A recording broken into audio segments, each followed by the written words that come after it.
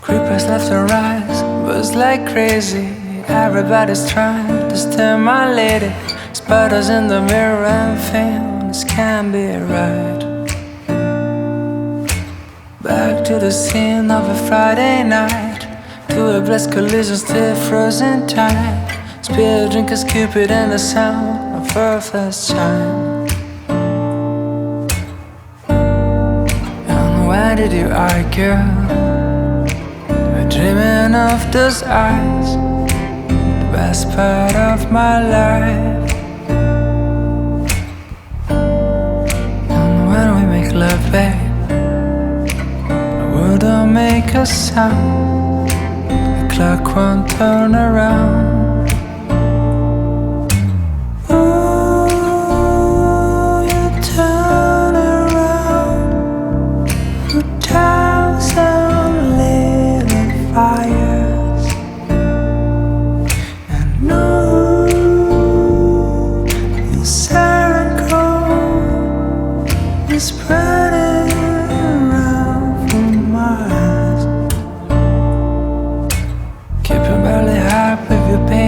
Slowing things down when I wanted to race, catching up again when you cherry to. Hello, friends. Good morning. It's wonderful to see you. I've really missed vlogging, you know. My husband was sick, and then I kind of got under the weather a little bit, but I'm fine now. And so, like, what? Focus on me. The lighting is weird. I miss my tree in the background. I'm in my kitchen, but like we have an open plan, you know, so we have dining room, family room. Anyway, that's beside the point. I've missed you. And today is Tuesday, January 25th, and I just felt like starting a vlog, and so here we are. And I'm very excited that I feel like vlogging because I love vlogging. And I missed it, but there definitely are times where, especially if I'm under an immense amount of stress, which I was when my husband got sick, that I'm just like, I literally I can't put on a face. You know, like I want these vlogs to be very real, like you're getting the real me. And I just felt like, you know, when I was in a state like with the anxiety about my husband, like worry, fear, stress, I was just like, I can't be on camera and be anything other than just a frazzled, depressed mess. So anyway, I'm excited to be back vlogging. Thank you so much for watching if you are. And yeah, my husband is doing well, by the way. He still has, it's been 2 weeks, so he still does have some chest congestion, which is slightly concerning to me, but overall he's doing really well, and I'm hoping that he's out of the danger zone. Because of his health issues, I'm still a little worried about that, but I think he's fine. It just, you know, if you haven't noticed, I definitely struggle with anxiety and worry, especially when it comes to health issues, so, but he is doing well and definitely is, you know, he's back to work, up and about, doing things, but, you know, I still worry because he's not 100%, and I just worry about that COVID pneumonia setting in. So anyway, let's talk about my reading plans for the week. So I actually just finished some books yesterday. I am on my way to the gym. I am drinking my pre-workout right now, so I thought I would sit and chat with you because the house is totally quiet. Everyone's at school and work. And I thought I would just update you on what I'm reading, what my reading plans are for today and the rest of the week, or what I might be talking about in this vlog. So today actually is the day that Monroe is released by Cressley Cole. And she wasn't entirely sure if the audio was going to be available today, but it is. And so I bought it, and I've already started listening to it. Because I have listened to all of the Immortals After Dark books on audio, like very many others, and that's just my preferred way to consume them. So as soon as I heard Robert Petkoff was on board to narrate Monroe, I was like, okay, I'm gonna get that as soon as it's available and just listen to it that day. So I'm already listening to that, but because I've already reviewed it for you, I'm probably not gonna be talking about it too much, but I just wanted you to know that's an audiobook that I've got going today. However, it is also release day for a historical romance, and it is called His Lessons on Love by Kathy Maxwell.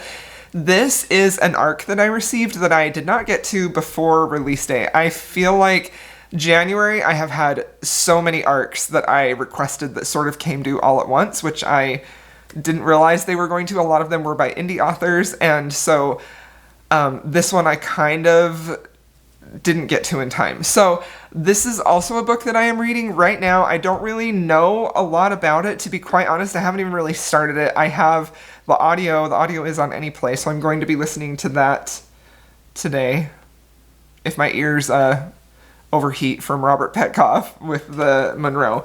But all I know about this is it's a historical, it's a new release today, and this is book 3 in her series, A Logical Man's Guide to Dangerous Women.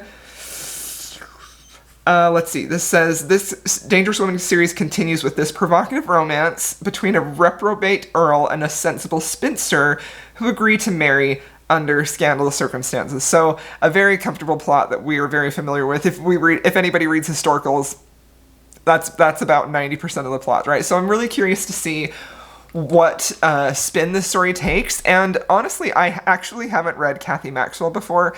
She has been on my radar, but it's one of those where it's like, it's an author that I want to read and I just haven't gotten to her yet. So I'm really curious to see how I feel about this, and yeah, excited. So I'll have an update on that. And then the physical book that I'm reading is one that I'm also really excited about. This is River of Shadows by Karina Halley. This is a fantasy romance, I believe, although in the beginning she does say, so this is an arc that I received. This will be published on January 30th. And I've been very interested in this one. I've read Karina Halley before. I really like her writing. However, I haven't read one of her fantasy or paranormal books yet. I've only read her contemporaries. But when I heard what this one is about, this is a spin on the death in the maiden trope. And if you've watched any of my videos before, you know that I am an absolute, complete sucker garbage can for the death in the maiden trope. It's my favorite retelling, and I love basically every iteration of it. Obviously, the most famous is Hades and Persephone, but one of my favorite myths or spins on Death in the Maiden is the Russian myth, which is Koshchei the Deathless and Maria Morevna. So this is a spin on that, but it is set in, around Finnish mythology, which is fascinating because I haven't read a single thing that has to do with Finnish mythology, so that's really cool. I'm about 20% of the way into this e-arc, and the writing style is very compelling. It isn't I initially felt like this was going to be a high fantasy, but it's not. It definitely has an urban setting, and I believe then she goes to a fantasy world. So the basic premise that I know so far is this is a young woman, who lived in America. She's basically a social media manager. She had a close relationship with her father, but over years they're not necessarily estranged, is that the right word? But she lived in America, and something happened where they weren't really connecting and really close. So she receives word that her father died, and she returns to his country, Lapland, and for his funeral.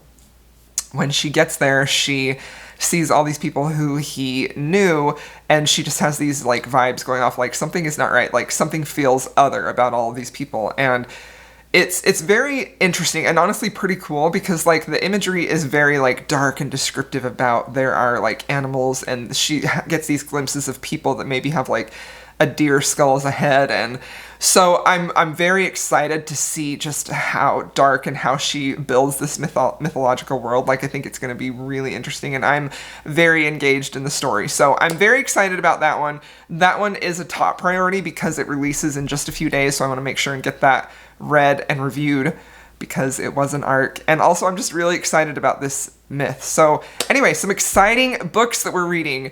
Very excited to try the Kathy Maxwell. Obviously ecstatic to have Robert Petkoff in my ear again, and then this dark fantasy romance. So I'm excited about that. I do know also in the author's note, she says that it's a dark fantasy, not a dark romance. But I'm sure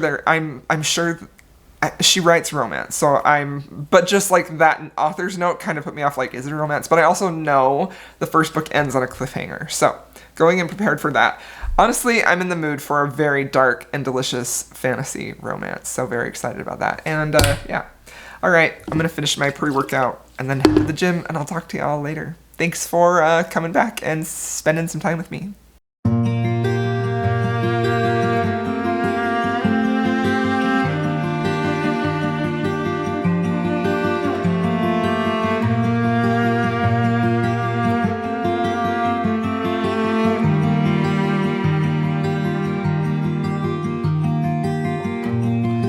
last breath of summer is blowing down our necks,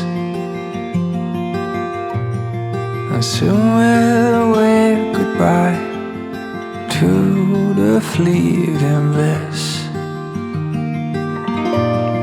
Because you are like a tidal wave, was ripping up my life and living without a trace. And you know that I'm your silent patient. You know I'm your silent patient. I've been waiting this long out for your hands to hold me up. I've been holding on through the winter for your kiss to wake me up. Now with the colors of spring, my heart will blossom up again. Speeding up, and with your smile it will erupt. And I collect all I can, set aside all the supplies. Your kisses and warmness to get through winter time, because I'm your silent pain. Wait, good morning. Cosmo, come here. Oh. He's gonna go get a toy, probably. Oh, yes, he did. Can I have this? This is his little snake. He loves it. Would you like to have it? Oh, are you sitting? That's so nice. Ready? Get it. Good job. Okay, well, good morning, everyone. Welcome back. This vlog was a bit of a failure in that I didn't do much vlogging, but it's kind of, it's more like a weekly reading wrap up, kind of. That's mostly what it is. So anyway, I did finish 3 books that I would like to talk to you about right now, and they are some interesting ones. So obviously I finished Monroe. The audiobook for that was fantastic. That was just a reread. I read the arc of it in physical form, but the audiobook is just so great. I love Robert Petkoff. I think that his narration is top tier, fantastic. And the thing that occurred to me when I first read that book, which became even more obvious on the reread, was how drastically different Monroe is from Lachlan, the hero in A Hunger Like No Other. Like, a lot of people go into A Hunger Like No Other and, you know, they don't love that Lachlan is a very alpha hero, and I felt like in Monroe we definitely see him be more willing to, I guess, like, he really wants Kearney to choose. Like, he really honors her choice a lot in a lot of ways, and I just thought that was a really fun first full circle type of moment. So obviously that's 5 stars. It's one of my favorites in the series for sure. So then I read the Kathy Maxwell book, right? This was an arc that I received, and let me tell you the title because I actually kind of forgot. I think it's called A Lesson in Love. That's so tiny. His Lessons in Love. So this is part of a series. This is a historical romance. This is a new release. It was just released last week. It's basically Baby Left on Doorstep type of thing, where we have the hero who is very much a rake, and he, you know, having multiple affairs with his mistress, ended up sort of pushing her to the side and breaking off his arrangement with his mistress. And then she sort of becomes real angry and bitter that he's casting her out of his life. And so she is like, oh, by the way, here's our baby, and I'm just gonna leave it with you, and then I'm gonna dip. So she leaves him with the baby. He doesn't really know what to do with it. He is positive that it's his baby, and from the minute that he, like, holds the baby, he has this draw of he wants to take care of her and to be a father to her, but he doesn't really know what he's doing. So enter the heroine, who is a spinster heroine. She is trying to find employment or some type of livelihood for herself, so she just ended up leaving a position as companion to an older woman because of some, like, attempted sexual assault by one of the men, and so she's kind of worried. Apparently the heroine and hero knew each other from previous books, I'm assuming, because this is a series, so she ends up going to live in with him and be his nanny for the baby, but interestingly enough, as soon as they show up to his estate, because he is, I believe he's a duke, I can't remember his title exactly,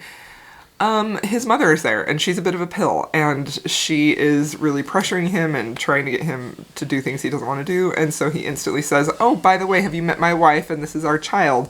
So he sort of throws her, the heroine, into this arranged marriage between the two of them. So they do decide to marry and raise this child together, and it was sweet. This was a very sweet read. It was very low angst. It was just sweet, and I would say it's very, like, pleasant. Like, it wasn't anything that, like, knocked my socks off. There wasn't really anything that I hated about. There wasn't anything I hated about it. But it was also not a book that I felt like I was riveted to, that I had to keep picking up. You know, like, it took me a couple of days to read, and it's a pretty short book. So I did give this book 3 stars. It wasn't terrible, but it also wasn't captivating and gripping. So, all right. That's a 3-star book. Now, I've got my tea. I hope you are in for a ride, because we're going to be talking about a 1-star book that I rated. So, I picked up Hooked. I believe this is by Emily McIntyre. I can't even remember her name. I picked up Hooked because it was just recently released on audio. I had been hearing a ton of buzz about this, and largely, almost, basically everyone that I had heard of loved and adored this book. I did not see any negative reviews until I left mine. Warda, I'm looking at you. Anyway, this book, people were just raving about it, and it's a dark romance, it's a Hook, Wendy retelling, so I was very interested in that, you know. I really wanted to see what the hype was about, but I also really, really love Hook and Peter Pan retellings. Like, I love Hook, I love him as the anti-hero, villain hero type of thing. Like, I just felt like that was gonna be fantastic. So I picked it up on audio, and I almost immediately knew, Kazi's head is in my lap, so I'm petting him. I almost immediately knew from the minute that I started this book that I was not gonna like this at all. And that's everything to do with the writing of the book. So, however, I kept going because I just kept thinking, like, I want to see what people love about it. You know, I really wanted to see what people love about it, and I just never did, honestly. I did give this book 1 star. I think this is, quite honestly, objectively one of the worst books that I have ever read. Now, before you get real mad at me, because I know this is a fan favorite, people love this book, I want to kind of explain why this book didn't work for me very specifically, because it really is all about how the author wrote this story. There was, like, I didn't have an issue with the hero or the heroine. I didn't have an issue with the dark themes. I actually really liked how dark and twisted it was in the beginning. I didn't even really have that big of an issue with the plot, but I think that's largely because my problems with the writing took such center stage that I could not see past it. So I think that it's important to note that whenever we read books, we always have, like, all books have bad writing in some way, right? There's always some thing that an author does with their writing style.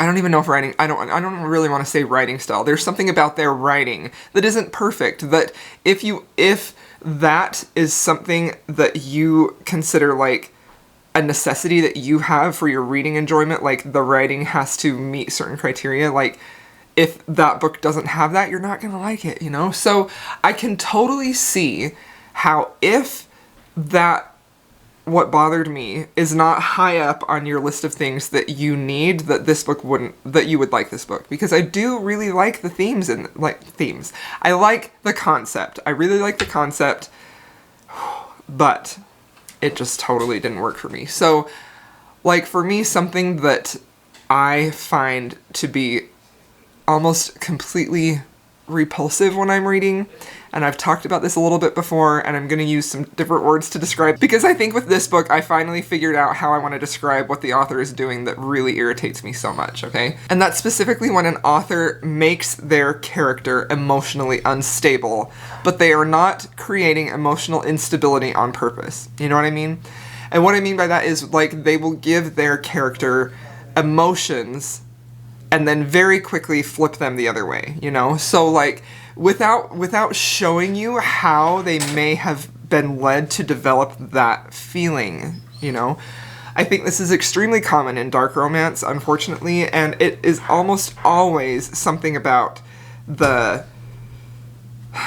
it's just like this flip-flop of emotions where they're like, oh, I don't like him, I hate him, he's terrible, you know, this is awful that he's doing that, but I also but maybe I love him. Like, this is, so that I'm using an extreme example where they take that juxtaposition so far and they just, like, instantly flip them for you, and that always turns me off on writing. Like, it's almost impossible for me to see anything else that might be appealing about this book because that is so prevalent and it's just so annoying to me. I feel like it's very indicative of an author that hasn't really matured in their writing. I feel like it's sort of a newbie writing mistake.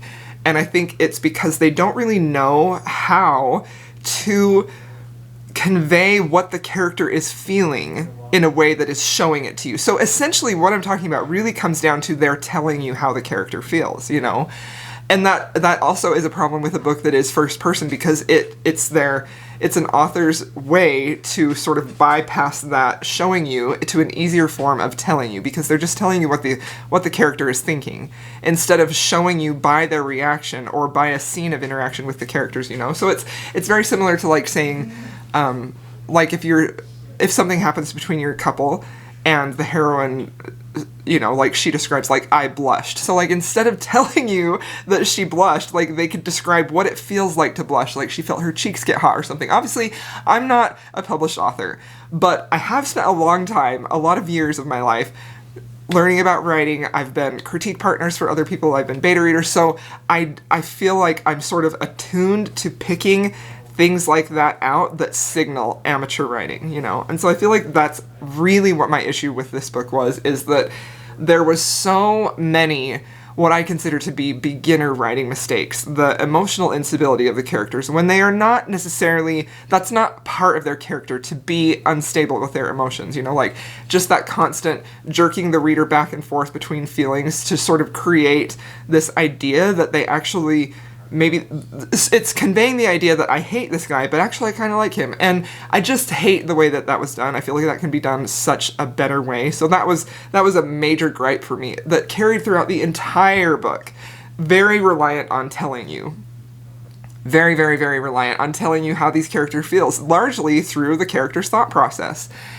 Like, specifically, there was a scene early on, which was Spicy Meatball, and the heroine was talking about how she couldn't believe that she was letting Hook, like, choke her and having her life in his hands. Like, in her internal thought process, she was like, I can't believe that I'm doing this. And then she literally was like, but I don't know why, but I'm just gonna go with it. And obviously I'm paraphrasing, but, like, that, her chain of thoughts, to me, it just made it so unrealistic to me, you know? Like, I think that's largely why this issue with writing bothers me, because it makes these characters not real people. It turns them into caricatures. It turns them into something that is so unbelievable for me that an actual person would behave like that I just can't suspend my disbelief past that, because I'm just like, you've created a character who is the furthest thing from a realistic person or a realistic thought process, even in this very dark romance scenario. I just don't believe it. I don't believe it, and so therefore I can't enjoy the rest of the story, you know? I did really like Hook, though. Hook was great. He gets the whole star himself. I thought he was... But, you know, it's Captain Hook. How do you go wrong with that, honestly? So that's largely what my issues were with this book. There are a lot of other issues. I think this book has multiple issues. But I'm not saying that if you liked this book, that's bad. It just means that the issues that I found deal-breaking weren't for you. So maybe, like, the tropes that were in this book were something that you really wanted to read if you enjoyed this book. So anything that was maybe, like, deal breaker for me. Like, you were just able to see past that because you were so invested in the tropes. And I do that with other books too. Like, a lot of my friends find books that I dearly love. They're like, I just couldn't get past this thing. And I'm like, it didn't even bother me at all because I'm so invested in this other part of the story, you know? And for me, that's largely going to be character growth, character development, a realistic feeling to the book, even if it's a completely unrealistic scenario, right? I use this book as an example all the time because I feel like it is so perfectly well done in this area, and There Are No Saints by Sophie Lark, that duet. Very, very dark, extremely dark, sort of an outrageous scenario that's at play here between these two very wealthy, very rich, very intelligent sociopath murderers, basically, and the woman who sort of is between them, you know? Not in like a love triangle way. But I feel like that she was so good at creating such realistic characters that I just believed that that is exactly what was happening there. That I was on board with everything that they were doing because she got me she gave me such a good look at their motivation, at how they felt, and she did that in a way that was never just like telling you, right?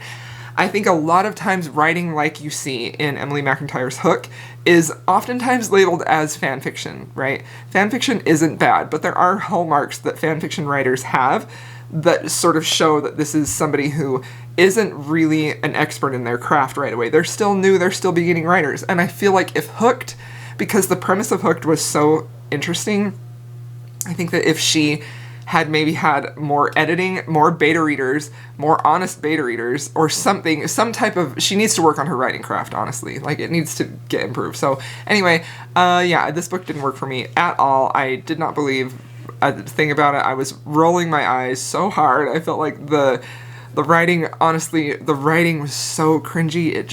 It was very much telling, not showing. The characters were cardboard cut out. There was no depth. There was no motivation there. They didn't feel realistic or fully fleshed out at all. The plot, I don't even really want to talk about because honestly, like, when I go into a dark romance, I'm not really looking for a super fast-paced plot. I'm not really looking for a ton of action to happen. I'm not really looking for a ton of twists and turns. What I really want in dark romance is more exploration about why these two are together. What is compelling them together with all of the darkness that is like in their way, that is sort of trying to make it feel like it's impossible, or that desire to be with someone that you know is either evil, not good for you, you know, like they've done bad things, maybe they've done bad things for you. Like, I want to examine that. That's what I love about dark romance, and that is why I love Sophie Lark and Pam Godwin, because I feel like those two authors do that perfectly. They really get you into the characters' heads. You feel that they are realistic. Another book that I feel like does this perfectly is, let's see, down that one. In her Deliver series, Pam Godwin, the second book in here, Vanquish, that hero in there does some truly despicable things. And I know I talk about these books a lot because, quite honestly, I feel like they are 10 out of 10 when it comes to dark romance, and nothing else that I have read even comes close to that exploration of why this character wants to be so badly with this other character. And it has to be more than just, like, another thing, like, I don't want to just rant about Hook, but, like, I had so many problems with this book. But, like, it just has to be more than, like, in Hooked, he saw Wendy, and he was like, she's mine, that's it, nobody else is she is mine, you know? And, like, y'all know I love a possessive, protective hero. Like, that is literally one of my favorite things. But, like, it has to be more than just he saw her, and, like, it just wasn't. So, while I see the appeal of this book, I really do. I see the appeal of a Hook and Wendy I mean, yes.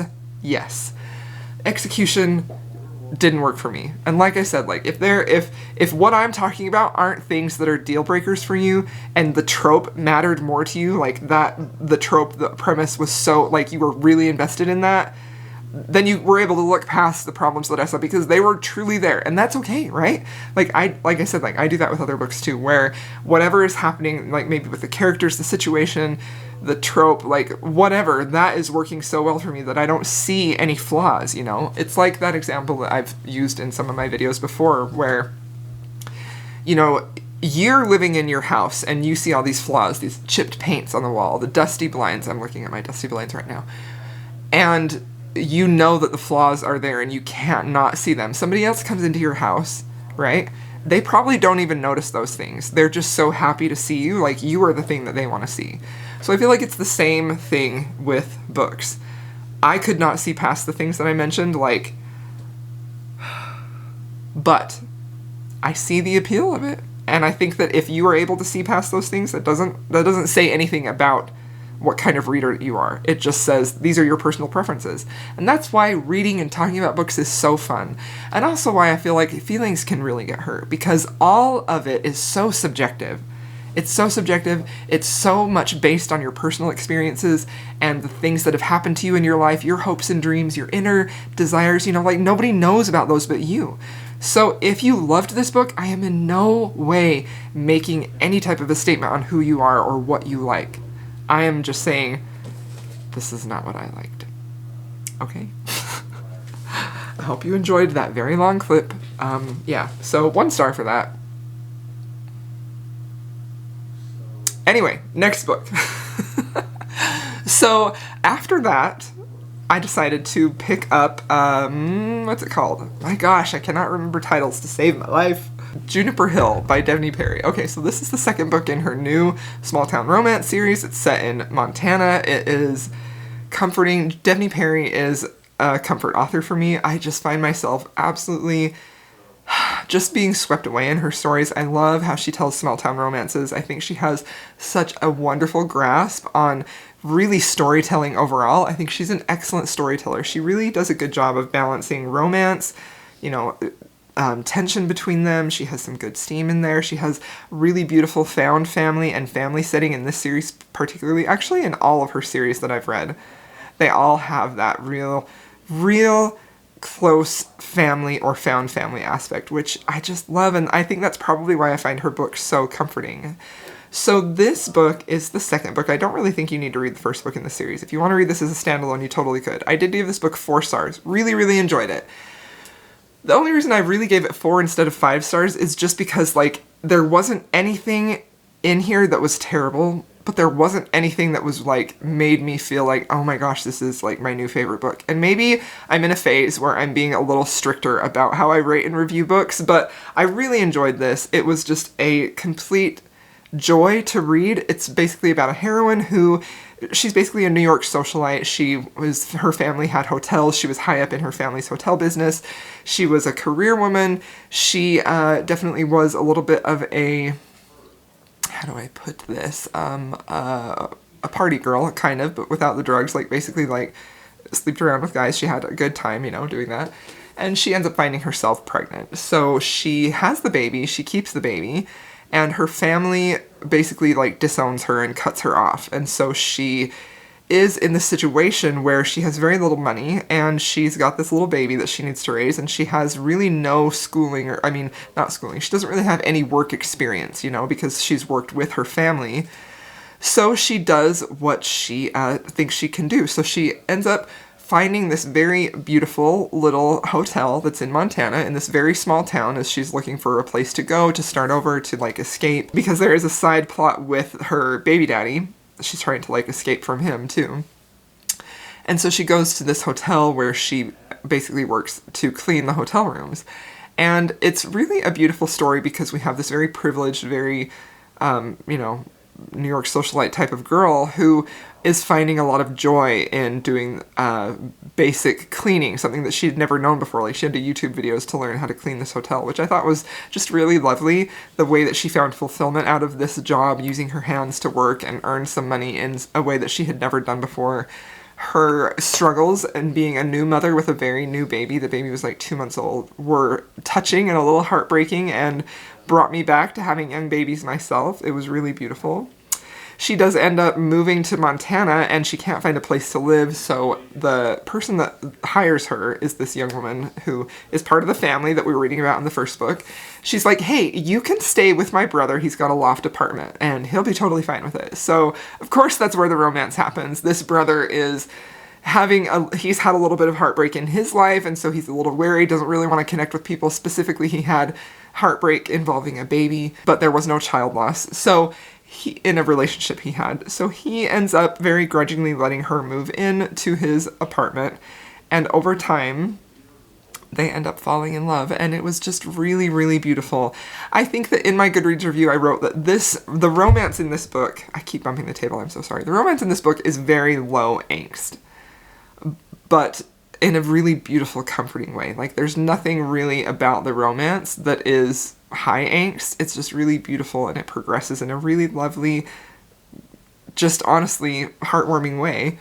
There is a little bit of angst from the external plot, which I was talking about with the baby daddy and things like that, that happens towards the end, which is pretty common for Devney Perry to have some element of like suspense or something, some lurking danger in the background. So that was really good. I think that was what made this book even more enjoyable, the fact that the conflict wasn't internal, like that wasn't like a miscommunication. Like these two, they just met and they just sort of meshed, and after like an initial sort of like butting of heads and trying to live together, like you can see them really just be drawn together, and it's just beautiful. I just loved their romance. I really, really did.